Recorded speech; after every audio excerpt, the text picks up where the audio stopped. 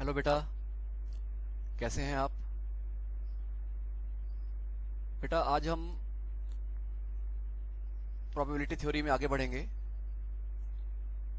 बेटा अब तक हम लोगों ने प्रोबेबिलिटी थ्योरी का फर्स्ट आर्टिकल किया था, events, probability and it's basic axioms, और इसके वीडियोस मैं आप लोगों को दो पार्ट्स में दे चुका हूं, पार्ट 1 और पार्ट 2 में। इसके बाद बेटा हम लोगों ने कवर किया था problems based on counting principles. इसका वीडियो भी मैं आप लोगों को प्रोवाइड कर चुका हूं। होप कि आप लोगों ने इसको ठीक से देख लिया होगा।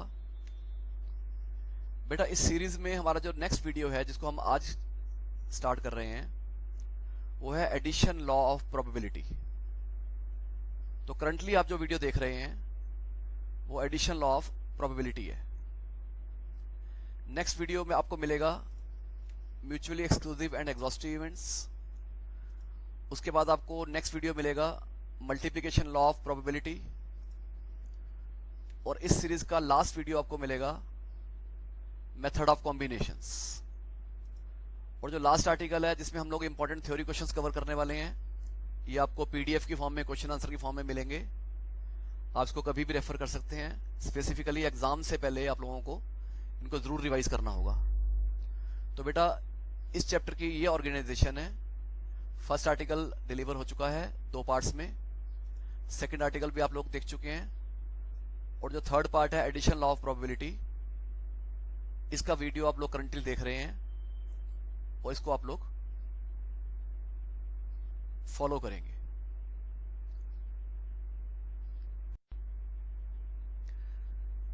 Welcome back. बेटा आज हम जो आर्टिकल कवर करने वाले हैं इस वीडियो में, वो है एडिशन लॉ ऑफ प्रोबेबिलिटी। तो बेटा लिखना शुरू करेंगे। If A and B are any two events. देखिए बेटा मैंने यहां पे एक वर्ड यूज किया है, एनी टू। मतलब मैंने आपको ये नहीं बोला कि ये म्यूचुअली एक्सक्लूसिव इवेंट्स हैं, और ना ही मैंने आपको बोला है कि ये नॉन म्यूचुअली एक्सक्लूसिव इवेंट्स हैं। इट मींस ये इवेंट्स म्यूचुअली एक्सक्लूसिव भी हो सकती हैं और नॉन म्यूचुअली एक्सक्लूसिव भी हो सकती हैं। इसके बारे में मैंने आप लोगों को कुछ भी नहीं बोला। मैंने सिंपली ये बोला है that A and B are any two events, then we have. तो बेटा देखिए मैं एक रूल लिख रहा हूं आप लोगों के सामने, एक लॉ लिख रहा हूं आप लोगों के सामने, जिसको हम नाम देंगे एडिशन लॉ। वो क्या रूल है और वो क्या लॉ है, जरा उसको ध्यान से हम देख लेंगे। देखिए बेटा, probability of A union B is equal to probability of event A plus probability of event B minus probability of A intersection B. तो देखिए बेटा फिर से, ए एंड बी कोई भी 2 इवेंट्स हैं। मैंने बिल्कुल ये नहीं बोला कि ये म्यूचुअली एक्सक्लूसिव इवेंट्स हैं, और मैंने ये भी कहीं नहीं बोला कि ये नॉन म्यूचुअली एक्सक्लूसिव इवेंट्स हैं। मैंने बोला they are any two events. तो म्यूचुअली एक्सक्लूसिव भी हो सकती थी और वो नॉन म्यूचुअली एक्सक्लूसिव भी हो सकती थी। तो देखिए बेटा ये जो आप लॉ देख रहे हो, इसको बोलते हैं general addition law of probability. ना तो मैं इसको बोलूंगा कि this is law of probability for mutually exclusive events, और ना ही मैं बोलूंगा कि these are the laws for non mutually exclusive events. ऐसा मैं इसलिए कह रहा हूं because this law is applicable to mutually exclusive as well as to non mutually exclusive events. This is the reason मैं इसको कह रहा हूं जनरलाइज्ड लॉ, मतलब जो दोनों जगह एप्लीकेबल होता है। सो लिखेंगे बेटा, this is called the general addition law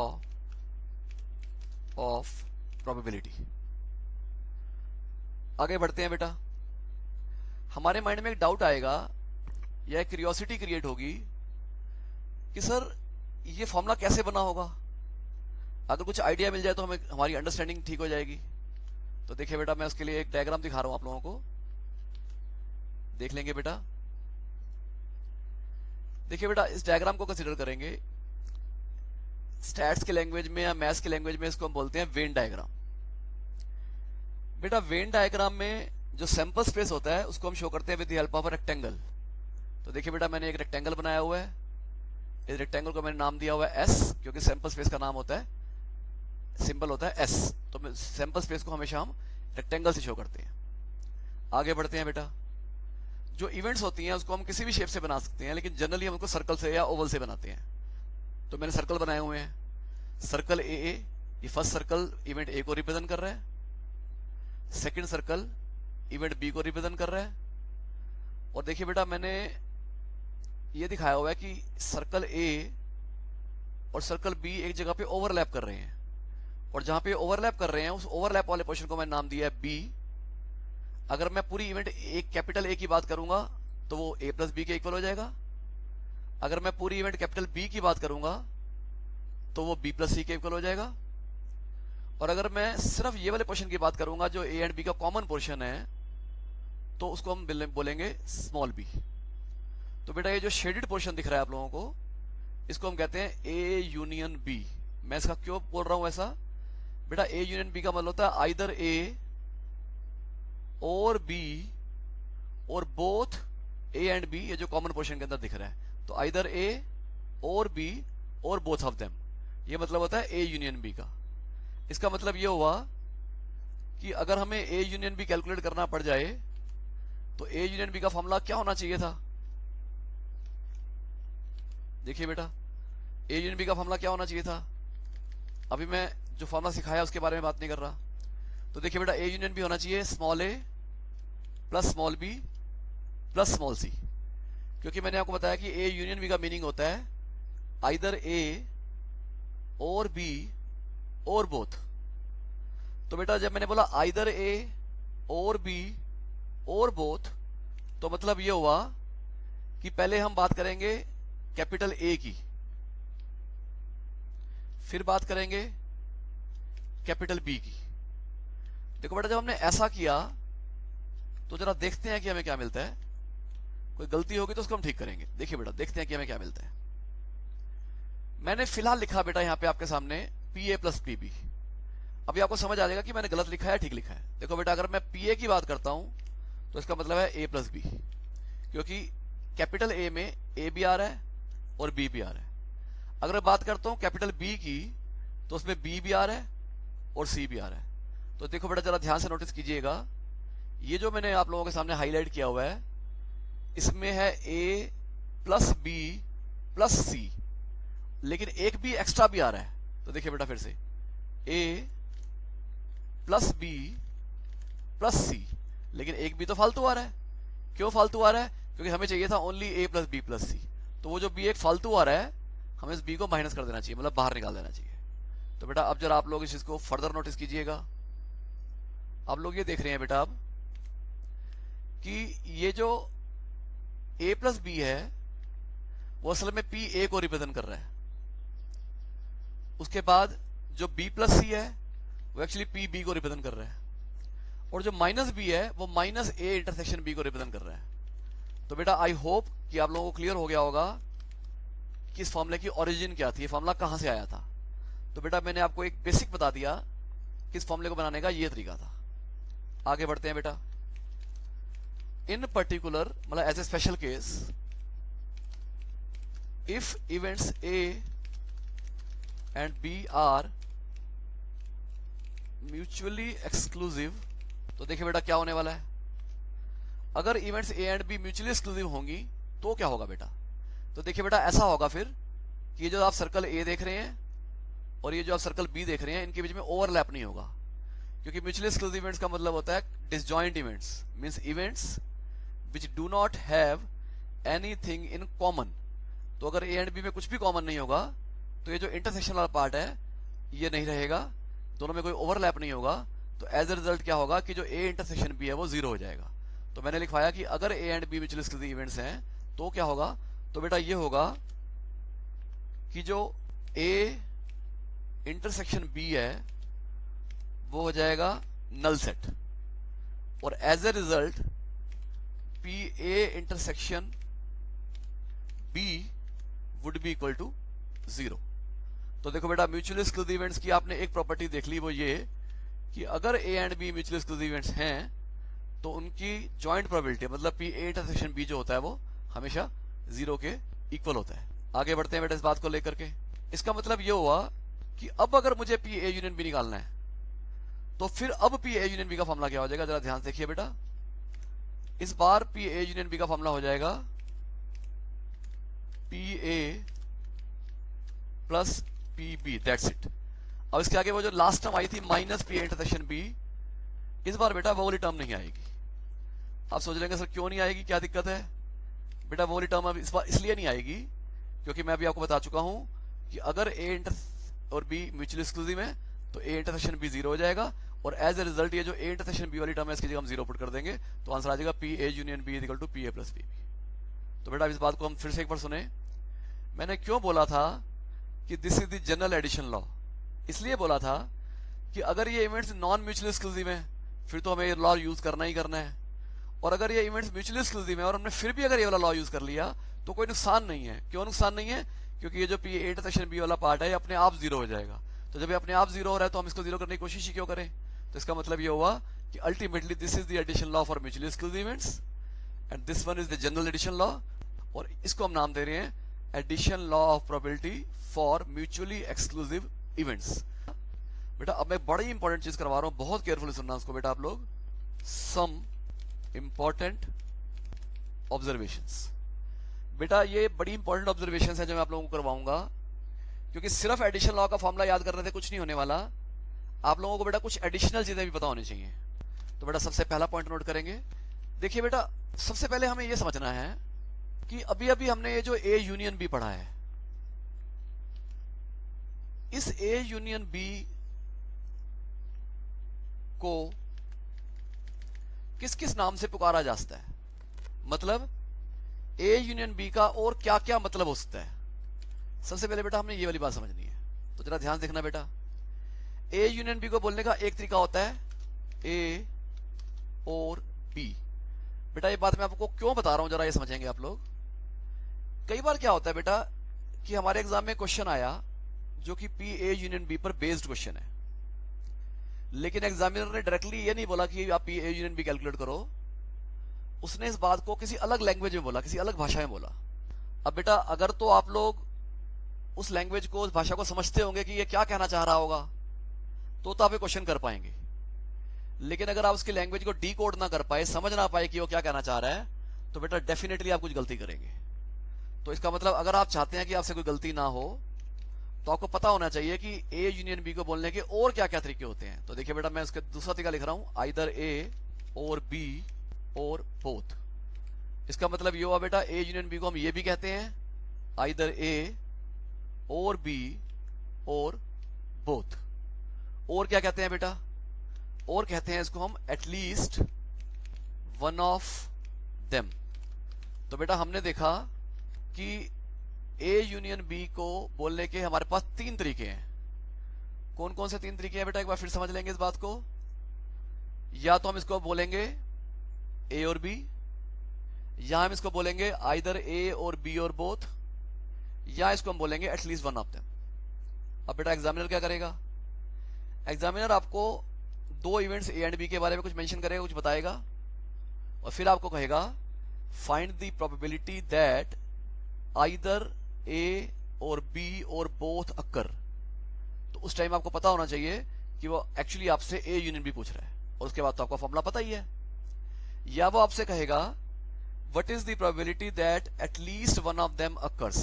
again बेटा अगर आपको एटलीस्ट वन ऑफ देम की प्रोबेबिलिटी निकालनी है तो आप वो तभी कर पाएंगे जब आपको पता होना चाहिए कि एटलीस्ट वन ऑफ देम का मतलब होता है पी ए यूनियन बी। तो बेटा अगर आपको ये बातें पता हैं तो आप इन क्वेश्चंस को कर पाएंगे, नहीं तो बेटा आप कहीं ना कहीं उलझ जाएंगे और सॉल्व नहीं कर पाएंगे। तो बेटा ये बहुत जरूरी है कि आपको ए यूनियन बी के तीनों मीनिंग याद होने चाहिए। आइदर ए और बी कहेंगे, या इसको बोलेंगे आइदर ए और बी और बोथ, और या बोल देंगे at least one of them. Second point देखेंगे बेटा सेकंड पॉइंट को मैं एक हेडिंग दे रहा हूं, डी मॉर्गन्स लॉज।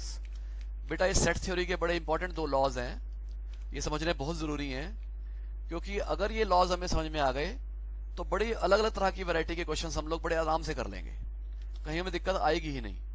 तो बेटा बड़े ध्यान से समझ लेंगे कि ये क्या 2 चीजें मैं आपसे डिस्कस करने जा रहा हूं। देखिए बेटा फर्स्ट पार्ट, सबसे पहले बेटा मैं आपको ये कह रहा हूं कि अगर आपके क्वेश्चन में लिखा हो P A dash union B dash, देखो बेटा मैं क्या कहना चाहता हूं, जरा ध्यान सुनना। ए के ऊपर भी डैश है और बी के ऊपर भी डैश है, और आपको याद होगा मैं ए डैश को ए बार भी कह सकता हूं और ए डैश को मैं ए कॉम्प्लीमेंट भी कह सकता हूं। और ए कॉम्प्लीमेंट का मतलब ये होता है everything from sample space other than A को छोड़कर सैंपल स्पेस में जो कुछ भी है वो ए कॉम्प्लीमेंट में कवर हो जाता है, मतलब ए के बाहर की सारी चीजें वो ए कॉम्प्लीमेंट में कवर हो जाती है। तो देखो बेटा हम ये देख रहे हैं कि हमारे क्वेश्चन में बार हमें डैश दिख रहा है 2 बार, ए डैश और बी डैश। तो बेटा डी मॉर्गन्स लॉ हमारी इस बात में हेल्प करता है कि अगर आप चाहो तो इसको सिंगल डैश में कन्वर्ट कर सकते हो। अभी तो आप देख रहे हो कि 2 डैश है, एक डैश ए के ऊपर भी है और एक डैश बी के ऊपर भी है, तो उसका सिंगल डैश में कन्वर्ट कर सकते हो। कैसे कर सकते हो बेटा? A intersection B whole dash. तो बेटा ये डी मॉर्गन्स लॉ की फर्स्ट ब्रांच है। ध्यान से देखेंगे बेटा मैंने क्या लिखा है, मैंने लिखा है कि अगर ए के ऊपर भी डैश है और बी के ऊपर भी डैश है, और अगर आप इसको सिंगल डैश में कन्वर्ट करना चाहो तो आप उसको लिखेंगे A intersection B whole dash. बेटा नोट करने वाली बात क्या, जरा ध्यान से देखिए, वो ये बात है बेटा कि पहले जब दोनों के ऊपर डैश था तो यूनियन था, लेकिन जब आप सिंगल डैश कर दिया तो इंटरसेक्शन कर दिया, मतलब हमने सिंबल को रिवर्स कर दिया। ये बेटा इस लॉ का हो गया फर्स्ट पार्ट। और सेकंड पार्ट देखिए बेटा, इस बार क्या हो रहा है, इस बार यहां पर तो है इंटरसेक्शन और राइट साइड पे है यूनियन। तो बेटा बिल्कुल मिलता जुलता लॉ ही तो है, बिल्कुल मिलता जुलता लॉ है। क्या कहा जा रहा है, इस बार यहां पे इंटरसेक्शन है और 2 बार डैश है, और अगर आपने इसको 1 बार डैश में कन्वर्ट कर रहा है तो यहां पे यूनियन हो जाएगा। तो बिल्कुल मिलते जुलते रूल्स हैं। लेफ्ट में यूनियन है तो राइट में इंटरसेक्शन कर देंगे, लेफ्ट में इंटरसेक्शन है तो राइट में यूनियन कर देंगे।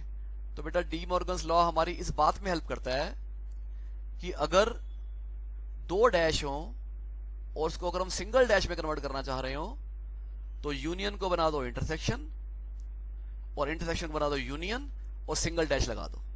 तो बेटा बड़े सारे क्वेश्चंस आपके सामने ऐसे आएंगे जिसमें डी मॉर्गन्स लॉ हमारे लिए बहुत ज्यादा यूजफुल होगा। अगर आप इसको अच्छे से समझ लेंगे तो बेटा आपको हेल्प मिलेगी। अब बेटा एक और चीज समझना, बेटा अगर मैं जो मैंने अभी आपको डी मॉर्गन्स लॉ पढ़ाया है, अगर इस लॉ को बेटा मैं आपको एक बार स्पेसिफिकली मैं सेकंड वाले पार्ट की बात कर रहा हूं, वेन डायग्राम की हेल्प से दिखाना चाहूं तो बेटा जरा देखिएगा कि आपको क्या मिलेगा। This is the Venn diagram which represents B A dash intersection B dash. देखिए बेटा कैसे, ए डैश का मतलब होता है वो सारा एरिया जो ए से बाहर है, और बी डैश का मतलब होता है वो सारा एरिया जो बी से बाहर है, और इंटरसेक्शन का मतलब उनका कॉमन वाला हिस्सा। तो बेटा वो हिस्सा जो ए से भी बाहर है और वो हिस्सा जो बी से भी बाहर है, और उनका जो कॉमन बेटा हम देख पा रहे हैं वो है डी, ये जो मैंने डी मार्क किया हुआ है। इसका मतलब ये हुआ बेटा कि अगर मैं इस पूरे रेक्टेंगल में से ये जो आप व्हाइट वाला पोर्शन देख रहे हो, अगर बेटा मैं इस व्हाइट वाले पोर्शन को इस डायग्राम के शेडेड वाले पोर्शन से कंपेयर करूं तो बिल्कुल सेम पोर्शन है, और शेडेड पोर्शन को हमने नाम दिया था ए यूनियन बी, और इस डायग्राम में व्हाइट वाला पोर्शन है ए यूनियन बी। तो बेटा अगर मैं रेक्टेंगल पूरे रेक्टेंगल में से इस व्हाइट वाले पोर्शन को माइनस कर दूं तो हमें मिल जाएगा बेटा ये शेडेड वाला पोर्शन।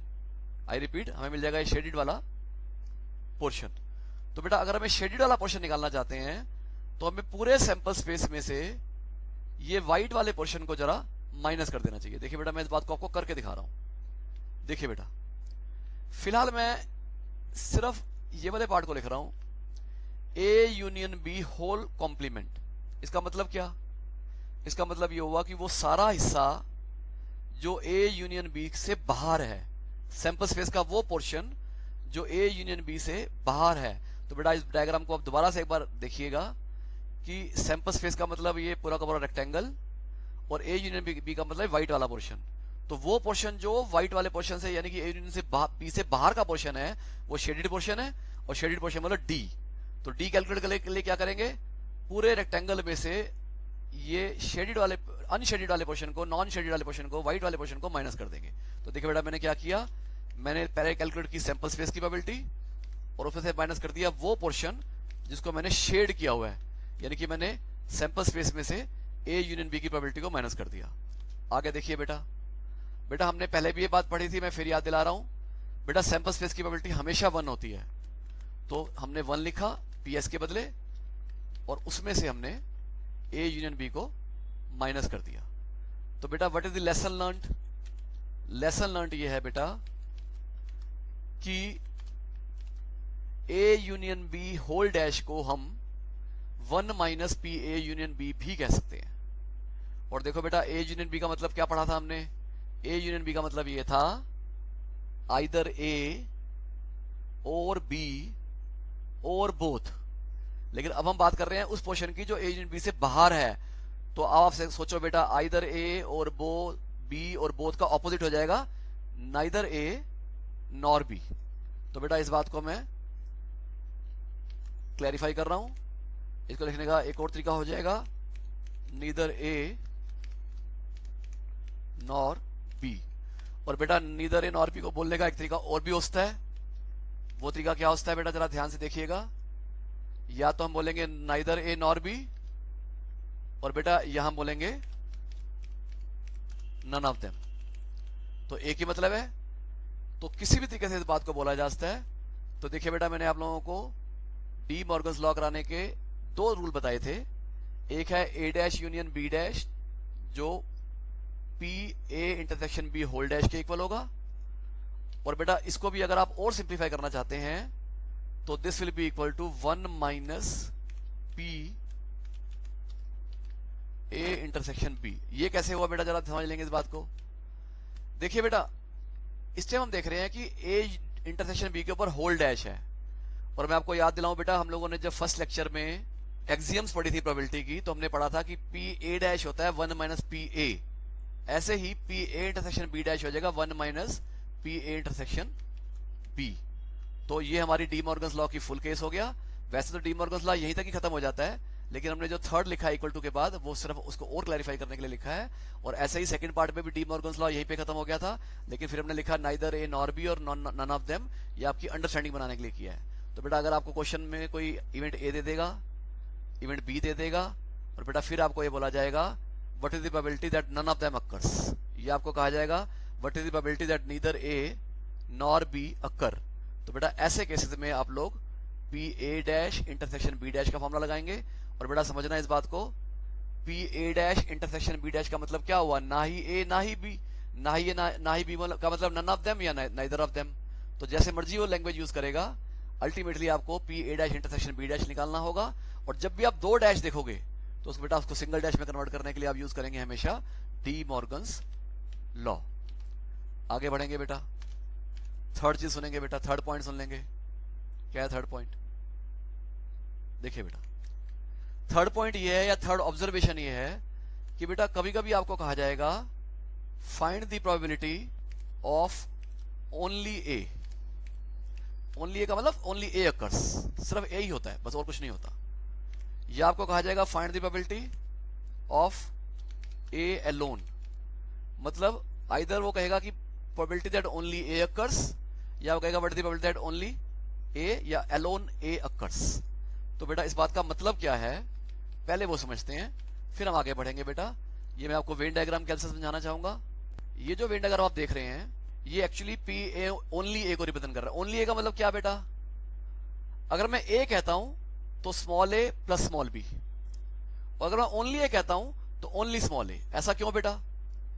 क्योंकि ए का मतलब ये पूरा सर्कल, और ओनली ए का मतलब सिर्फ शेडेड वाला सर्कल। इस बात को बेटा ऐसे समझना, मान लो कि हमारी क्लास में कुछ लोग ऐसे हैं जो इंग्लिश बोल पाते हैं और कुछ लोग ऐसे हैं जो फ्रेंच बोल पाते हैं।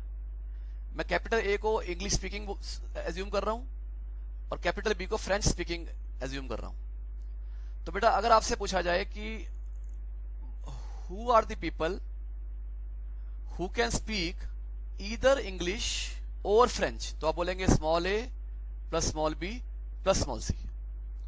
अगर आपसे पूछा जाए who are the people who can speak English, तो आप बोलेंगे ए प्लस बी। आप कहेंगे सर बी कैसे बोला आपने? वो इसलिए क्योंकि कैपिटल ए रिप्रेजेंट कर रहा है इंग्लिश को। तो ए वो लोग हैं जो सिर्फ इंग्लिश जानते हैं, फ्रेंच नहीं जानते, और बी वो लोग हैं जो कॉमन वाले हैं, जो इंग्लिश भी जानते हैं फ्रेंच भी जानते हैं। तो अगर मैं इंग्लिश पूछूंगा तो आप बोलेंगे small A plus small B.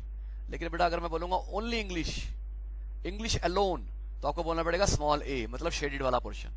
तो बेटा आपको इसका फॉर्मूला भी समझ में आ गया होगा क्या, कि अगर हम ये पूरे सर्कल में से जो ए वाला सर्कल है ये कॉमन वाला पोर्शन मतलब b माइनस कर दें, मतलब हम a प्लस बी में से b माइनस करेंगे तो a ही तो बचेगा। तो क्या करेंगे बेटा, अगर पूरे सर्कल में से ये कॉमन वाला पोर्शन माइनस करेंगे तो ओनली a बचेगा। और बेटा पूरे सर्कल का मतलब होता है पी ए, और ये b का मतलब होता है कॉमन पोर्शन मतलब पी ए इंटरसेक्शन b। तो क्या करेंगे बेटा, पी ए में से P A intersection b minus कर देंगे। लेकिन बेटा इस काम को करने से पहले और चीजों की भी जरा अंडरस्टैंडिंग बनाना शुरू करेंगे, तभी हम आगे बढ़ेंगे बेटा। तो बेटा जरा ध्यान से देख लीजिएगा। देखिए बेटा, सिंबॉलिकली हम ए अलोन या ओनली ए को कैसे लिखेंगे बेटा, तो इसको हम लिखेंगे ओनली ए को, देखो बेटा ए बट नॉट बी। देखो बेटा मैंने क्या किया है, मैंने इस टाइम ए के ऊपर डैश नहीं डाला लेकिन बी के ऊपर डाला है। तो इसका मतलब ये हुआ कि मैं इसको अगर वर्ड से बोलूंगा तो कैसे बोलूंगा, ए बट नॉट बी। तो जो बेटा इंटरसेक्शन होता है वो एंड के लिए होता है, और बट एंड की ही एक फॉर्म है। तो जब मैं बोलूंगा ए बट नॉट बी तो सिंबॉलिकली लिखेंगे P A intersection B dash. बेटा मैं सारी बातें आपको इतने डिटेल में इसलिए बता रहा हूं, कभी तो एग्जामिनर आपको सिंबल में लिख के बोलेगा कि find P A intersection B dash, कभी वो बोलेगा फाइंड पी ए अलोन, कभी कहेगा फाइंड पी ओनली ए, कभी बोलेगा find the probability that only A occurs. तो बेटा ये सारी बातें आपको तभी पता चलेंगी जब आपको एक चीज को लिखने के सारे नोटेशंस पता होंगे। अदरवाइज बेटा प्रोबेबिलिटी मुश्किल नहीं है। होता क्या है कि बच्चों को हर चीज का मीनिंग पता नहीं होता, फॉर्मूला आता होता है, लेकिन होता क्या है एग्जामिनर एक अलग लैंग्वेज में बात पूछ लेता है, हमें वो लैंग्वेज हम डिकोड नहीं कर पाते और हम समझ नहीं पाते कि वो क्या जानना चाह रहा है, तो हमारा क्वेश्चन गलत हो जाता है, तो हम समझा नहीं पाते अपनी बात को। तो देखिए बेटा हम क्या करेंगे, सिंपली हम पहले लेंगे प्रोबेबिलिटी ऑफ ए, मतलब ये पूरा सर्कल जो small A plus small B को रिप्रेजेंट कर रहा है, उसमें से हमने कॉमन वाला पोर्शन माइनस करना है। और बेटा हम जानते हैं कि जो कॉमन वाला पोर्शन होता है वो पी ए इंटरसेक्शन बी को रिप्रेजेंट करता है। तो बेटा अल्टीमेटली हमने अपने सारे फॉर्मूले सीख लिए। क्या क्या सीखा बेटा हम लोगों ने, जरा ध्यान से देख लीजिएगा। हमने ये सीखा कि ये तो हो गया वेन डायग्राम, और पी ओनली ए को लिखने का तरीका हो गया probability of A intersection B dash मतलब ए बट नॉट बी, और सॉल्व करने का तरीका हो गया अब ए की प्रोबेबिलिटी में से ए इंटरसेक्शन बी की प्रोबेबिलिटी को माइनस कर दो। तो देखिए बेटा ये आपका फॉर्मूला हो गया ओनली ए का। इसी तरीके से बेटा अब मैं आपको दिखा रहा हूं ओनली बी के बारे में। जरा बेटा हम ये वाले डायग्राम के ऊपर कंसंट्रेट अगर करें तो बेटा हम ये देखेंगे कि ये वाला जो डायग्राम है ये एक्चुअली पी ओनली बी को रिप्रेजेंट कर रहा है, क्योंकि इसमें सिर्फ बी वाले पोर्शन पे शेडिंग हो रखी है। तो बेटा मैं उतना डिटेल में दोबारा नहीं बता रहा, बी का मतलब बी प्लस सी और ओनली बी का मतलब सी। तो अगर हम बी प्लस सी में से बी को माइनस कर देंगे तो सिर्फ सी बचेगा। तो क्या करेंगे, इस पूरे सर्कल में से कॉमन वाला पोर्शन माइनस करना है हमने। तो बेटा इस चीज को मैं लिख कर बता देता हूं। अगर हमें सॉल्व करना होता पी ओनली बी, जिसको हम पी बी अलोन भी कह सकते हैं, जिसका फॉर्मूला होगा बी बट नॉट ए। तो क्या करेंगे बेटा इस बार सर्कल बी में से दोनों सर्कल्स का कॉमन हिस्सा मतलब स्मॉल बी माइनस कर देंगे। तो सर्कल बी का मतलब बी प्लस सी, उसमें स्मॉल बी माइनस करेंगे तो ओनली शेडेड पोर्शन बचेगा, मतलब ओनली बी बचेगा। तो बेटा इसके साथ ही हमारा ओनली बी का फॉर्मूला भी खत्म हो गया। आगे बढ़ेंगे बेटा, नेक्स्ट पॉइंट, फोर्थ पॉइंट देखेंगे बेटा। अब देखिए बेटा नेक्स्ट है कि एग्जामिनर आपको बोल सकता है find the probability that exactly one of them occurs. ये बात की जा रही है दो इवेंट्स ए एंड बी के कॉन्टेक्स्ट में। मान लीजिए एक इवेंट ए है और एक इवेंट बी है, और आपको कहा जा रहा है find the probability that exactly one of them occurs. तो बेटा जरा समझेंगे इस बात का मतलब क्या है। देखिए बेटा एग्जैक्टली वन ऑफ देम का मतलब ये होगा, देखो बेटा जरा नोट करना, ये पहला वाला फॉर्मूला कह रहा है ओनली ए और सेकेंड वाला फॉर्मूला कह रहा है ओनली बी। तो एग्जैक्टली वन ऑफ देम का मतलब ये हुआ कि या तो सिर्फ ए होना चाहिए या सिर्फ बी होना चाहिए, दोनों बातें नहीं होनी चाहिए। बेटा उसी एग्जांपल को दोबारा देखेंगे। अगर मैं आपको ये कहता कि ए का मतलब है इंग्लिश स्पीकिंग और कैपिटल बी का मतलब है फ्रेंच स्पीकिंग, तो अगर मैं कहता कि बताओ वो कौन से केसेस हैं who speak either only English और ओनली फ्रेंच, तो आप बोलेंगे ए प्लस सी, क्योंकि बी इसलिए नहीं बोला क्योंकि बी कैन स्पीक बोथ, हमें बोथ वाले नहीं चाहिए, हमें ओनली वाले चाहिए, आइदर ओनली ए और ओनली सी। तो कैसे बोला जाएगा, who are the people who can speak exactly one language out of English and French. तो एक उसमें ए आ जाएगा, उसमें सी आ जाएगा। बी इसलिए नहीं आएगा क्योंकि उसने कहा एग्जैक्टली वन लैंग्वेज। तो बेटा वही सेम कॉन्टेक्स्ट यहाँ पे हम फॉलो कर रहे हैं। इसका मतलब है एग्जैक्टली ए या ओनली ए, इसका मतलब ओनली बी। तो अब ओनली ए में अगर ओनली बी को ऐड कर देंगे तो बेटा हमारा ये वाला फॉर्मूला बन जाएगा। और बेटा मैंने आपको थर्ड वाली ऑब्जर्वेशन में एग्जैक्टली ए का फॉर्मूला बता दिया था और एग्जैक्टली बी या ओनली बी का फॉर्मूला भी बता दिया था। आप चाहें तो देख लीजिए बेटा, ओनली ए में आ रहा है P A plus P A minus B, only B में आ रहा है P B minus P A intersection B. और बेटा अगर हम P A minus P A intersection B में प्लस कर देंगे P B minus P A intersection B, तो इस फॉर्मूले को ऐसा नहीं है कि आगे कंटिन्यू नहीं किया जा सकता। तो बेटा आगे कंटिन्यू करेंगे तो देखिए बेटा हमें क्या मिलेगा, हमें मिल जाएगा P A plus P B minus twice P A intersection B. क्यों ट्वाइस आया बेटा? ये ट्वाइस इसलिए आया क्योंकि जब मैं इसमें और इसको ऐड करूंगा, मतलब P A plus P A minus P intersection B में P B minus A intersection B add करूंगा तो पी इंटरसेक्शन बी दो बार आ रहा है, तो that is why I have written minus twice of P intersection B. तो बेटा examiner अगर आपसे क्वेश्चन पूछेगा what is the probability that exactly one of them occurs, तो बेटा इसमें आप लोगों ने ये वाला कंसेप्ट यूज करना होगा। चलिए बेटा लास्ट कंसेप्ट पे आ जाते हैं और इसके बाद हम क्वेश्चन शुरू करते हैं। बेटा अभी तक मैंने आपको फॉर्मूला बताया था पी ए यूनियन बी का, ये वाला फॉर्मूला। बेटा ये फॉर्मूला तब था when there are only two events, लेकिन बेटा number of events can be more than two also, there can be 3 events also. तो बेटा अगर 3 इवेंट्स हैं तो हम कैसे डील करेंगे, जरा ध्यान से देखिए बेटा। इस बार मैं लिख रहा हूं P A union B union C, तो फिर हम लिखेंगे P A plus P B plus P C. उसके बाद हम लिखेंगे minus P A intersection B minus P B intersection C minus P C intersection ए।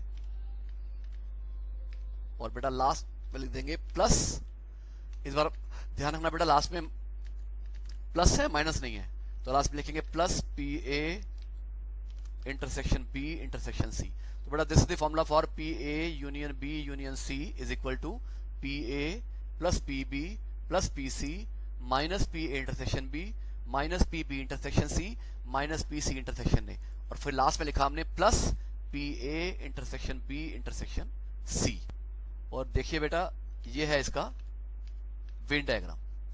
देखिए बेटा जरा नोट कीजिएगा, मैंने शेडिंग तो नहीं कर रखी इसके अंदर, लेकिन पी ए यूनियन बी का मतलब है A plus B plus C plus D plus E plus F plus G. Union का मतलब इन सर्कल्स के अंदर अंदर जो एरिया है, और सर्कल्स के अंदर अंदर जो एरिया होगा कौन सा होगा बेटा, A plus B plus C plus D plus E plus F plus G. तो बेटा आप जरा यहाँ पुट करके देख लेना, ए का मतलब हो जाएगा A plus B plus C plus F, P B का मतलब हो जाएगा B plus D plus C plus E, P C का मतलब हो जाएगा F plus C plus E plus G. A intersection B का मतलब ए एंड बी का कॉमन, मतलब बी प्लस सी माइनस कर देंगे। बी इंटरसेक्शन सी का मतलब है बी और सी का कॉमन, मतलब ई प्लस सी माइनस कर देंगे। सी इंटरसेक्शन ए का मतलब है सी और ए का कॉमन, मतलब सी प्लस एफ माइनस कर देंगे। और A intersection B intersection C का मतलब तीनों का कॉमन, मतलब सी, तो सी ऐड कर देंगे। और बेटा जब कैंसिलेशन करेंगे तो आप देख लेना कि ये सारे चीजें बच जाएंगी, बाकी सब निकल जाएगा इसमें से। तो ये फॉर्मूले का बड़ा आपसे हालांकि कोई प्रूफ नहीं पूछने वाला बेटा, एग्जाम में नहीं पूछा जाता, लेकिन मैं आपको सिर्फ ये बातें इसलिए बता रहा हूँ कि हमारी अंडरस्टैंडिंग होनी चाहिए। हमें ये ना लगे कि देखो सर तो रटवा रहे हैं, समझा तो रहनी है चीजों को, तो सिर्फ अंडरस्टैंडिंग के लिए मैं इतनी चीजें एक्सप्लेन कर रहा हूँ। एग्जाम में आपसे कोई नहीं पूछने वाला, तो बड़ा जल्दी से देख लेंगे। ये हमारा पी ए यूनियन बी का फॉर्मूला है, shaded portion P A union B को रिप्रेजेंट कर रहा है। ये एक्सप्लेनेशन है कि फॉर्मूला कैसे बना। अगर इवेंट्स म्यूचुअली एक्सक्लूसिव है तो पी ए इंटरसेक्शन बी हमेशा 0 के इक्वल होगा, और पी ए यूनियन बी का फॉर्मूला बन जाएगा equal to P A plus P B. फिर हमने पढ़ा था कि ए यूनियन बी को बोलने के 3 तरीके होते हैं, या बोलेंगे ए और बी, या बोलेंगे आइदर ए और बी और बोथ, और या बोलेंगे एटलीस्ट वन ऑफ देम। फिर हमने डी मॉर्गन्स लॉ में एक पढ़ा था P A dash intersection B dash का फॉर्मूला, एक पढ़ा था P A dash intersection B dash का फॉर्मूला। तो एक में यूनियन था, एक में इंटरसेक्शन था। नेक्स्ट फिर हम लोगों ने पढ़ा था कि अगर हमने एग्जैक्टली ए और एग्जैक्टली बी या ओनली ए और ओनली बी के फॉर्मूले करने हैं तो कैसे करना है। फिर हमने पढ़ा कि एग्जैक्टली वन ऑफ देम का क्या करना है, और फिर अगर 3 इवेंट्स ए बी सी हो तो हमें क्या करना है। तो बेटा इसके साथ ही मैंने आप लोगों को ये article with all the concepts and with all the formulas complete करवा दिया है। तो बेटा अब जल्दी से हम लोग क्वेश्चंस पे आ जाते हैं ताकि ये आर्टिकल हमारा कंप्लीट हो जाए। क्वेश्चन नंबर 21 देखेंगे, इस आर्टिकल का हमारा फर्स्ट क्वेश्चन है। क्या कहा जा रहा है, let A B and C be 3 distinct events defined on a sample space S. ये 3 इवेंट्स हैं, सैंपल स्पेस एस मेंशन किया जा रहा है। वो कह रहा है यूजिंग वेन डायग्राम, मतलब वो आपको कह रहा है कि वेन डायग्राम की हेल्प लो आप इस क्वेश्चन को करने में। ठीक है, ले लेंगे अभी। Arrange the probability of the following events in smallest to the largest, मतलब उसने देखो बेटा इवेंट्स में एक इवेंट मेंशन किया ए यूनियन बी, एक इवेंट मेंशन किया A intersection B, third event है ए, फोर्थ इवेंट है एस, फिफ्थ इवेंट है A intersection B union A intersection C. तो करना क्या है बेटा, हम लोगों ने इन सारी की सारी इवेंट्स को वेन डायग्राम की हेल्प से आइडेंटिफाई करना है और ये लिखना है फ्रॉम स्मॉलेस्ट टू लार्जेस्ट, मतलब सबसे छोटी इवेंट कौन सी है, उससे बड़ी कौन सी है, उससे बड़ी कौन सी है, उससे बड़ी कौन सी है। तो उसके लिए हमें वेन डायग्राम बनाने के लिए कहा जा रहा है। तो बेटा सबसे पहले हम वेन डायग्राम बना लेंगे। तो लिखिए बेटा दी वेन डायग्राम, ये हो गया बेटा इसका वेन डायग्राम। अब देखिए बेटा हमने इसके अलग अलग रीजन्स को A B C D E F etcetera इससे रिप्रेजेंट किया है। तो बेटा इस बात को लिख लेते हैं, the different regions of the above Venn diagram have been labeled as A, B, C and so on as shown above। अब देखिए बेटा, अब इस वेन डायग्राम को रेफर करते हुए अगर मैं सेट ए सेट बी जो भी सेट हमें इस क्वेश्चन में बोले जा रहे हैं उसमें देखिए बेटा ए यूनियन बी कवर हो रहा है, ए इंटरसेक्शन बी कवर हो रहा है, सेट ए कवर हो रहा है, एस कवर हो रहा है और A intersection B union A intersection C cover हो रहा है। तो अगर मैं इनको देखता हूं तो देखिए बेटा क्या करते हैं, नाउ वी हैव, तो देखिए बेटा जरा ध्यान से इन चीजों को देखेंगे। ए यूनियन बी का मतलब ये हुआ कि जो चीजें ए में आ रही हैं या बी में आ रही हैं या दोनों में आ रही हैं। तो बेटा इसमें आ गया ए बी सी डी ई और एफ, इसको मैंने क्वेश्चन नंबर 1 नाम दिया है। ए इंटरसेक्शन बी का मतलब वो पोर्शन जो ए एंड बी का कॉमन पोर्शन है, उसमें बी भी है और सी भी है, तो मैंने इसको बी प्लस सी बोला है। ए का मतलब A plus B plus C plus F easily दिख रहा है। एस का मतलब पूरा सैंपल स्पेस, और पूरे सैंपल स्पेस का मतलब ये हुआ these 3 circles combined plus region outside the 3 circles. तो सर्कल्स के अंदर आ गया A plus C B plus C plus D plus E plus F plus G, और जो बाहर का पोर्शन है वो एच है, उसको मैंने अलग से लिख दिया। उसके बाद बेटा हम लोग चलते हैं A intersection B union A intersection C पर। तो सबसे पहले मैंने लिखा ए इंटरसेक्शन बी, मतलब ए और बी का कॉमन हिस्सा जो कि बी प्लस सी है। फिर मैंने लिखा ए इंटरसेक्शन सी, यानी कि ए और सी का कॉमन हिस्सा जो कि है सी प्लस एफ। और बेटा इनके बीच में यूनियन आ रहा है। यूनियन का मतलब होता है कि आपने ये वाले सेट का और ये वाले सेट का यूनियन लेना है। तो बेटा इसमें आ जाएगा बी सी और एफ। आप सोच रहे होंगे सर सी तो 2 बार आना चाहिए था। बेटा जब हम सेट्स की यूनियन करते हैं तो जो चीज कॉमन होती है वो दोबारा नहीं आती। तो सी तो कॉमन है तो सी दोबारा थोड़ा आएगा, तो इसके अंदर आएगा only A C and F. तो बेटा अगर हम सबको देखना शुरू करें तो सबसे छोटा सेट हम देख रहे हैं ए इंटरसेक्शन बी है, उसके बाद है A intersection B union A intersection C, इसके बाद आ रहा है सेट ए, उसके बाद आ रहा है ए यूनियन बी और लास्ट में आ रहा है सेट एस। तो लिखिए बेटा फ्रॉम इक्वेशंस 1 to 5 हमने सारी इक्वेशंस ले ली। The various given sets arranged from smallest to largest are. तो बेटा ये हमारा आंसर हो गया। तो बेटा इसके साथ ये क्वेश्चन कंप्लीट हो गया। नेक्स्ट क्वेश्चन पे चलते हैं। नेक्स्ट क्वेश्चन में बेटा आपको ये बोला जा रहा है कि for 2 events A and B. तो देखो बेटा ना तो उसने हमें बोला कि वो म्यूचुअली एक्सक्लूसिव इवेंट्स हैं, ना उसने बोला कि वो नॉन म्यूचुअली एक्सक्लूसिव इवेंट्स हैं, वो जनरल बात कर रहा है। और ये कह रहा है कि 2 इवेंट्स हैं, एक का नाम ए है एक का नाम बी है, और फिर आपको बोला जा रहा है कि प्रूव करो that A union B is less than और equal to P A plus P B. I repeat, A union B less than और equal to P A plus P B. ये आपको बेटा फाइंड करने के लिए कहा जा रहा है। बड़ा सिंपल सी चीज है, जरा ध्यान समझ लीजिए बेटा। हम already P A union B का फॉर्मूला जानते हैं, तो वहीं से स्टार्ट करेंगे।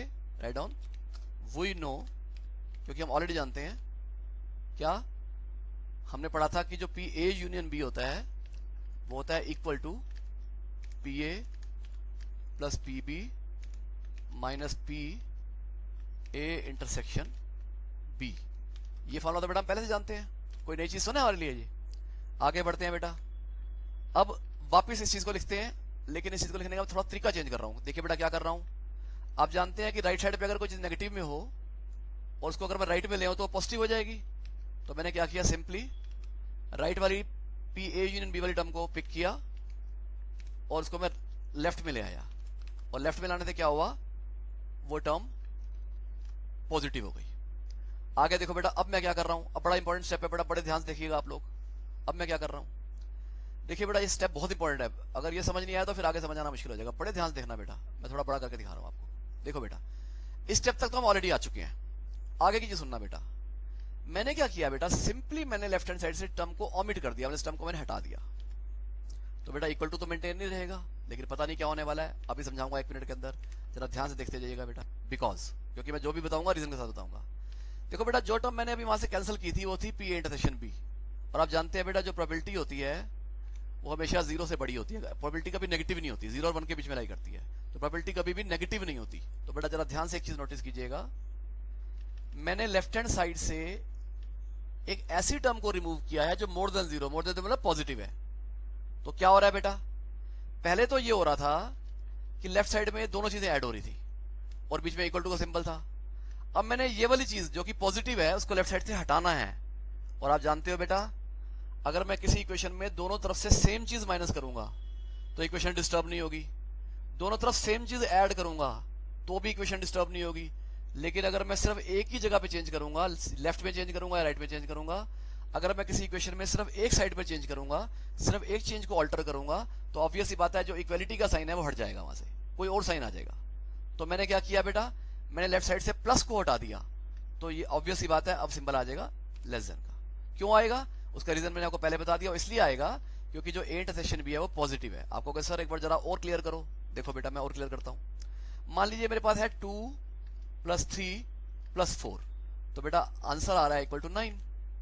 अब मैंने क्या किया, मैंने इस 2 + 3 + 4 में से एक नंबर माइनस हटा दिया, लेकिन सोच लेना जो नंबर हटाना है वो पॉजिटिव नंबर होना चाहिए, तो मैंने हटा दिया। तो बेटा ऑब्वियस ही बात है कि लेफ्ट साइड जो है वो राइट साइड से छोटी हो जाएगी। तो जब भी हम लेफ्ट साइड से पॉजिटिव नंबर को हटाएंगे तो लेफ्ट साइड छोटी हो जाएगी, और जब भी हम राइट साइड से छोटे नंबर एक नंबर पॉजिटिव नंबर को हटाएंगे तो राइट साइड छोटी हो जाएगी। तो फिलहाल तो हमने इसको किया है, तो बेटा लेफ्ट साइड छोटी हो गई। अब एक और बात सुनो बेटा, हमने कहा था कि प्रोबेबिलिटी लाइज बिटवीन 0 और 1 इंक्लूसिव। इंक्लूसिव का मतलब क्या, कि जरूरी तो ना है कि पी इंटरसेक्शन भी मोर देन 0, ये भी तो होता है कि मोर देन और इक्वल टू 0, तो इक्वल टू 0 भी तो होता है। हाँ सर बिल्कुल होता है। तो बेटा अगर ये इक्वल टू 0 हुआ तो इसका मतलब ये हुआ कि हमने यहां से जो टर्म हटाई है वो 0 थी असल में।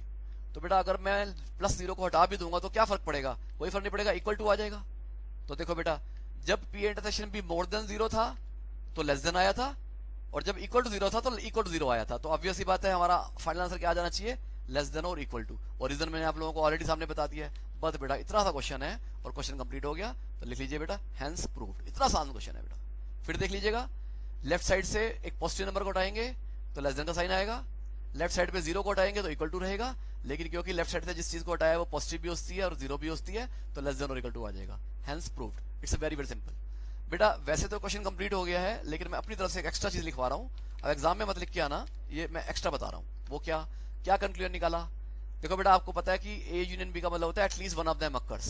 तो इसका मतलब ये हुआ probability that at least one of the two events occurs is either less than और equal to sum of their individual probabilities. तो जब मैं बोलता हूँ लेस देन और इक्वल टू, मैं ये भी कहता हूँ कि नेवर मोर देन। तो कंक्लूजन ये हुआ probability that at least one of the events A and B occurs is never greater than sum of, मतलब उनके एडिशन, देयर इंडिविजुअल प्रोबेबिलिटीज। बात खत्म हो गई। तो क्या क्या पढ़ा हमने पढ़ा था या तो लेस देन होगा या इक्वल टू होगा। इसका मतलब लेस भी होता है, इक्वल भी होता है, लेकिन ग्रेटर कभी नहीं होता। तो हमने क्या लिखा था इस बात को, never greater then. Never greater then मतलब लेस देन भी होता है, मोर देन भी होता है, लेकिन ग्रेटर देन कभी नहीं होता। ये बात पक्की है। तो बेटा इसके साथ ही हमारा क्वेश्चन कंप्लीट हो गया, हैंस प्रूव्ड। मैं फिर बता रहा हूँ, कंक्लूजन मैंने सिर्फ आपकी अंडरस्टैंडिंग के लिए लिखा है, एग्जाम में आपको कंक्लूजन लिखने की जरूरत नहीं होती है। चलिए बेटा 23rd क्वेश्चन पे आते हैं, नेक्स्ट क्वेश्चन पे आते हैं। देखिए बेटा क्या कहा जा रहा है, is the following statement true, explain the answer. क्या कहा जा रहा है हमें, the probability that team A will win a cricket match is 0.67। तो मतलब हमें पी ए गिवन है। क्या गिवन है, P A is equal to 0.67। Okay, हमने इसको नोट कर लिया। यहां पर आगे बढ़ते हैं बेटा। The probability that it will tie the match. तो बेटा टाई को मैं एक मिनट के लिए कैपिटल टी भी कहता हूं, बी भी कहता हूं। चलो मैं इसको बी कह देता हूं क्योंकि आप ए एंड बी से ज्यादा फैमिलियर हैं, तो मैं इसको लेटर से बी कह देता हूं, मेंशन कर देता हूं। Let B means there is a tie and हमें पी बी गिवन है 0.04। तो नोटिस कीजिएगा बेटा, वो कहता है probability that team A will win the match is 0.67, तो उसको हमने पी ए नाम दे दिया था। And it will tie the match is 0.4, और टाई द मैच को हमने इवेंट बी नाम दिया है। क्या बोला, let B means there is a tie, B को हमने नाम दे दिया कि there is a tie, and जो पी बी है वो गिवन है 0.04 के इक्वल। आगे कहा जा रहा है the probability that it will win और टाई, देखो बेटा बीच में और आ रहा है, और मैंने आपको बताया था कि और का मतलब होता है यूनियन, तो विन का मतलब ए, टाई का मतलब बी, और का मतलब यूनियन। तो आपको पी ए यूनियन बी भी गिवन है। क्या गिवन है आपको बोला जा रहा है P A union B is equal to 0.85। तो बेटा आपको जो जो चीजें गिवन थी मैंने सारी सामने मेंशन कर दी हैं। पी ए हमें गिवन है, पी बी हमें गिवन है, और पी ए यूनियन बी हमें गिवन है। और ये पूछा जा रहा है कि ये बताओ स्टेटमेंट ट्रू है या स्टेटमेंट फॉल्स है। देखो बेटा मैं एक बार फिर से आपको पीछे लेके चल रहा हूं, हमने अभी अभी कंक्लूजन लिखा था, और वो कंक्लूजन बेटा एक बार मैं आप लोगों को दिखाना चाहता हूं दोबारा से। बेटा इस कंक्लूजन को मैं सिंपली कॉपी किया और मैं यहाँ पे वापस ले आया। मैं क्यों ये सुना रहा हूं आपको, जरा ध्यान से देखना बेटा। देखो बेटा हमें P A union B given है, पी ए गिवन है, और पी बी गिवन है। क्या दिखाना चाह रहा हूं जरा नोटिस कीजिएगा बेटा। अगर मैं पी ए और पी बी का सम निकालता हूं तो क्या आता है बेटा, हमें गिवन है पी ए की वैल्यू 0.67 और पी बी की वैल्यू 0.04, मैंने ऐड किया तो 0.71 आ गया। अब देखो बेटा जरा नोटिस कीजिएगा, वो कह रहा है पी ए यूनियन बी 0.85 है, जो कि P A plus P B जो कि 0.71 है से ज्यादा है। तो मैं क्या लिख रहा हूं, but P A union B is equal to 0.85। आपको अगर सर क्या कहना चाह रहे हो, अभी एक्सप्लेन करता हूं बेटा। तो क्या कंक्लूजन निकाल रहे हो आप लोग, बड़ा क्लियर कंक्लूजन निकल रहा है, और वो ये कि जो पी ए यूनियन बी है it is greater than P A plus P B. जो पी ए यूनियन बी है it is greater than P A plus P B. तो आपको कहे सर फिर क्या हो गया है, तो क्या फर्क पड़ता है हमें इस बात से, बेटा फर्क पड़ता है। क्या फर्क पड़ता है, हमने अभी अभी सीखा था कि probability that at least one of them का मतलब P A union B occurs is never greater than sum of the individual probabilities। मतलब पी ए यूनियन बी कभी भी P A plus P B से ज्यादा नहीं हो सकता, लेकिन हमारे क्वेश्चन में तो हो रहा है, तो ऑब्वियस ही बात है स्टेटमेंट गलत है। तो बस इसी बात को लिख देते हैं, since the probability that at least one of the events A and B occurs is never greater than sum of their individual probabilities, comma the given statement is false। तो क्वेश्चन कंप्लीट हो गया, बड़ी आसान सी बात है बेटा। आगे बढ़ेंगे बेटा। बेटा आगे जाकर के हमें कुछ चीजें गिवन है, क्या क्या गिवन है मैं इनको कॉपी कर लेता हूं। हमें पी ए गिवन है, पी बी गिवन है, और P A intersection B given है। और बेटा ये 5 पार्ट्स में हमें एक एक करके सारी चीजें निकालने के लिए कहा जा रहा है। तो बड़ी सिंपल से पार्ट्स है बेटा, बहुत इजी पार्ट्स है। मैं एक मिनट इसको करना शुरू करता हूं। फर्स्ट पार्ट में पूछा जा रहा है P A bar intersection B. बेटा मैं आपको याद दिलाता हूं, P A bar intersection B को हमने कहा था बी बट नॉट ए, क्योंकि बी के ऊपर डैश नहीं है तो हमने बी बोला है, ए के ऊपर बार है या डैश है एक ही मतलब है, तो हमने नॉट ए बोला है। तो इसको हम बोल रहे हैं बी और इसको बोल रहे हैं नॉट ए। और ये जो एंड है, एंड बट का ये फॉर्म होता है, तो क्या बोलेंगे B but not a, or B but not a का मतलब होता है ओनली बी। और मैंने आपको बताया था ओनली बी का फॉर्मूला होता है P B minus P A intersection B. तो बेटा हमें पी बी गिवन है 0.73 और हमें P A intersection B given है 0.14। तो बेटा अगर मैं 0.73 में से 0.14 माइनस करूंगा तो आंसर आ जाएगा 0.59। तो बड़ा सिंपल क्वेश्चन है बेटा, कुछ था ही नहीं इसके अंदर। सेकंड पार्ट तो बिल्कुल ही सेम है, आप जरा ध्यान से देखिए। सेकंड पार्ट में क्या हो रहा है, सेकंड पार्ट में वो कह रहा है A but not B, A but not B. तो क्या होगा बेटा इस बार, ए बट नॉट बी का मतलब हो जाएगा probability of A minus probability of A intersection B. Probability of A हमें गिवन है बेटा 0.35, तो इस बार हम 0.35 में से 0.14 माइनस कर देंगे तो आंसर आ जाएगा 0.21। दैट्स इट, बड़ी सिंपल सी बात है। तो आप देखो बेटा कुछ मेहनत ही नहीं है, जो मैंने आपको ऑब्जर्वेशन के अंदर कुछ चीजें सिखाई थी डायरेक्टली इन फॉर्मुलास को यूज करते जा रहे हैं, कुछ हम मेहनत कर ही नहीं ज्यादा। इसके बाद बेटा ए यूनियन बी है, ए यूनियन बी का फॉर्मुला तो बेटा आप सब लोगों को आता ही है। क्या फॉर्मुला होता है ए यूनियन बी का, ए यूनियन बी का फॉर्मुला आप जानते हो, वो ये होता है P A plus P B minus P A intersection B. तो बेटा इसको मैं नहीं करवा रहा कंप्लीट, आप खुद कर लेना। इसमें कौन सी मुश्किल चीज है, आपको पी ए भी गिवन है, पी बी भी गिवन है और पी इंटरसेक्शन बी भी गिवन है। आपने सिंपली वैल्यूज को पुट करना है और आपका आंसर आ जाएगा। फोर्थ पार्ट देख लीजिए बेटा। फोर्थ पार्ट में वो कह रहा है P A bar union B bar, और हमने यूज किया था डी मॉर्गन्स लॉ। ध्यान सुनना बेटा, मैंने आपको कहा था डी मॉर्गन्स लॉ तब यूज करना है आपने जब दो बार बार आ रहा हो, एक बार ए के ऊपर आ रहा है और एक बार बी के ऊपर आ रहा है। बीच में भले ही यूनियन हो भले ही इंटरसेक्शन हो, उसकी कोई दिक्कत नहीं है, लेकिन अगर दो बार बार आ रहा हो तो आपको डी मॉर्गन्स लॉ यूज करना है। तो देखिए बेटा, इसके बदले मैं लिख रहा हूं P A minus P B whole dash. अब होल बार लिखो या होल डैश लिखो बेटा, एक ही मतलब होता है, कोई फर्क नहीं है। तो बेटा मैंने आपको एक और बात बताई थी, जरा उस बात के बारे में भी सुन लेना। मैंने आपको ये कहा था कि जब डी मॉर्गन्स लॉ लगाना होगा तो अगर पहले से यूनियन होगा तो हम इंटरसेक्शन कर देंगे, और अगर पहले इंटरसेक्शन होगा तो हम यूनियन कर देंगे। तो दो काम करने होते हैं, एक तो सिंबल को उल्टा करना है, यूनियन है तो इंटरसेक्शन, इंटरसेक्शन है तो यूनियन, और दो बार की जगह एक बार कर देना है। बार या डैश एक ही बात है, तो एक डैश कर देना है। और आगे बढ़ते हैं बेटा। अब बेटा हमने जब एक्सियम्स पढ़ी थी प्रोबेबिलिटी की फर्स्ट वीडियो में, तो बेटा मैंने आप लोगों को तब ये बताया था कि पी ए डैश होता है 1 minus P A. I repeat, P A dash होता है 1 माइनस पी ए, और उसी ट्यून पर P A intersection B dash हो जाएगा 1 minus P A intersection B. और बेटा जो पी ए इंटरसेक्शन बी है वो तो हमें क्वेश्चन में गिवन है, सिंपली वैल्यू तो पुट करनी है। तो क्या हो जाएगा 1 minus P A intersection B की वैल्यू जो कि 0.14 है, सॉल्व करेंगे तो 0.86 आ जाएगा। तो बेटा ये हो गया हमारे फोर्थ पार्ट का आंसर। तो बेटा बड़ी सिंपल से पार्ट्स थे, बस अच्छा रहेगा कि हम एग्जामिनर को ये और बता दें कि हमने कैसे किया इसको। तो हम एग्जामिनर को यहाँ रीजन बता रहे हैं, using D Morgan's law, using D Morgan's law, क्योंकि एग्जामिनर हमेशा ये पसंद करेगा कि आप उसको रीजन भी बताएं। तो रीजन है यूजिंग डी मॉर्गन्स लॉ। तो बड़ा सिंपल क्वेश्चन था ये, तो this question is also over.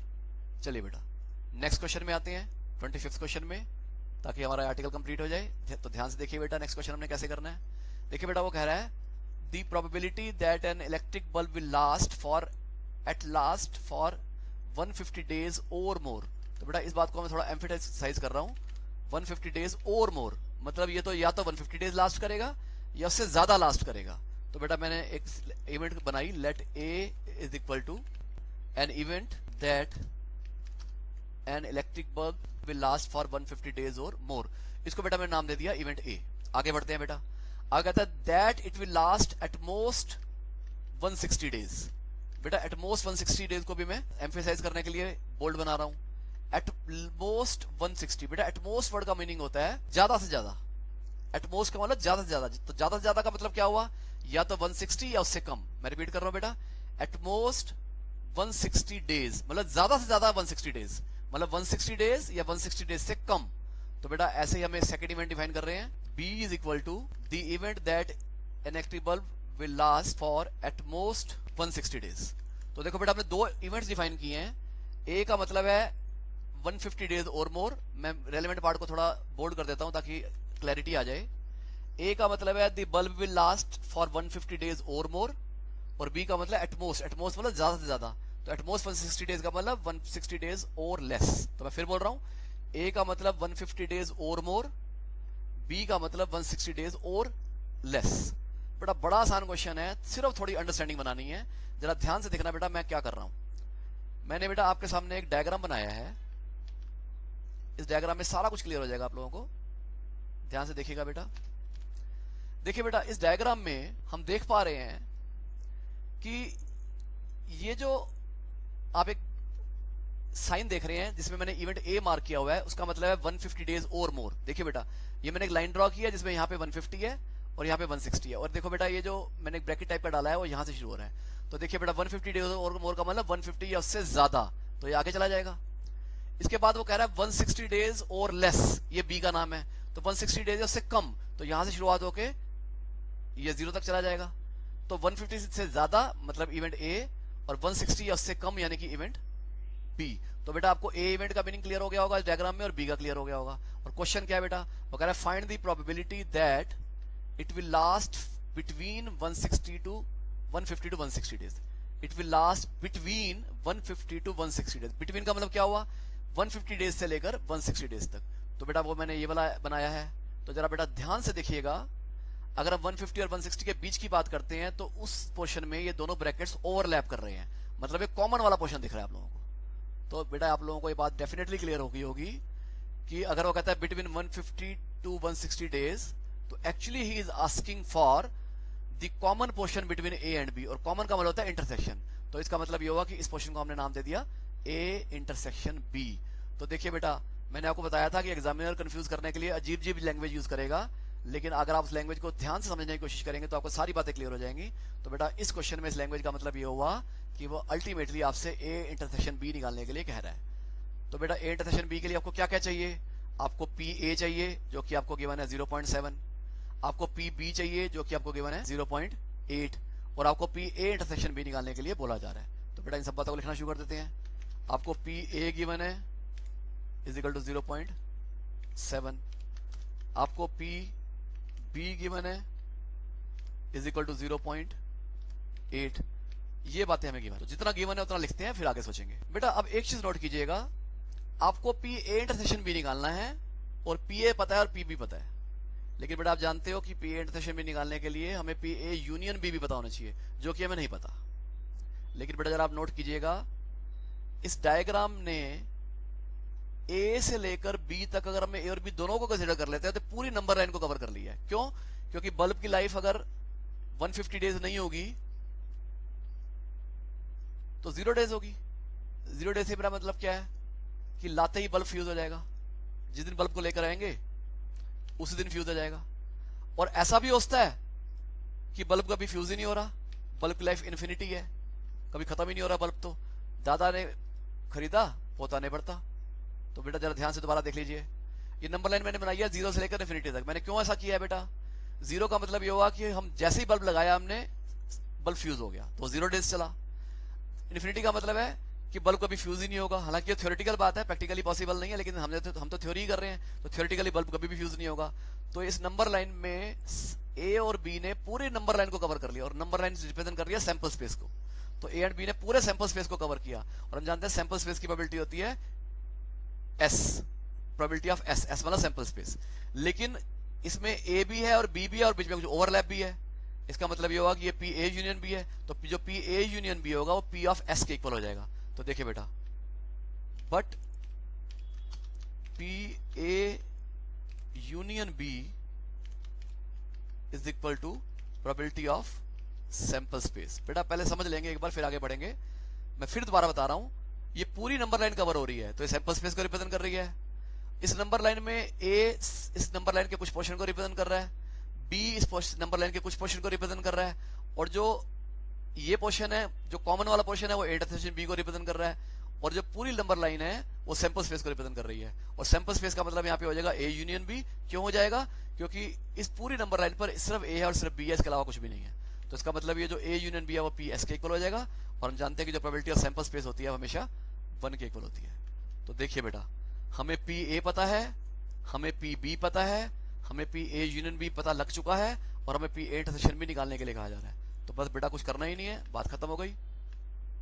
Which implies P A union B is equal to P A plus P B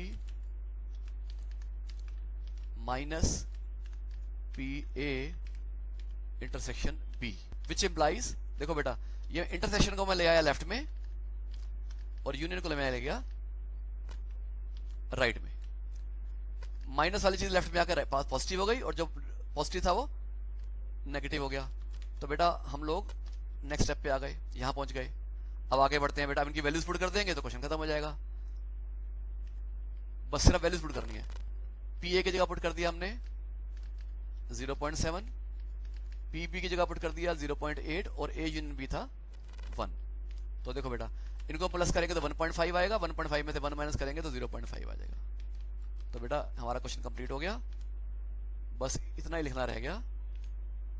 Hence required probability is equal to P intersection B, और जो P intersection B है वो 0.5 के equal आ जाएगा। तो बेटा आपने देखा कि प्रोबेबिलिटी के क्वेश्चन में बेसिकली डीकोडिंग इंपॉर्टेंट होती है। डीकोडिंग से मेरा मतलब ये है कि जो लैंग्वेज यूज की जा रही है उसमें हमसे जो क्वेश्चन पूछा जा रहा है वो किस भाषा में पूछा जा रहा है, किस लैंग्वेज में पूछा जा रहा है। तो आपको बस ये समझना है कि वो हमसे पी ए पूछ रहा है, या पी बी पूछ रहा है, या पी ए यूनियन भी निकालने के लिए कह रहा है, या पी ए इंटरसेक्शन भी निकालने के लिए कह रहा है, या ओनली ए निकालने के लिए कह रहा है, या ओनली बी निकालने के लिए कह रहा है, या एक्जैक्टली वन ऑफ देम निकालने के लिए कह रहा है। तो बेटा जो लैंग्वेज यूज की जा रही है उस लैंग्वेज को केयरफुली प्रोबेबिलिटी के कॉन्टेक्स्ट में पढ़ना है आप लोगों ने, और ये समझना है कि अल्टीमेटली हमें क्या निकालने के लिए बोला जा रहा है। अगर आप ये वाली बात बेटा समझ पाए तो प्रोबेबिलिटी के किसी भी क्वेश्चन को करने में आपको कभी कोई दिक्कत नहीं आएगी। तो बेटा इसके साथ ही this class is over. Thank you very much.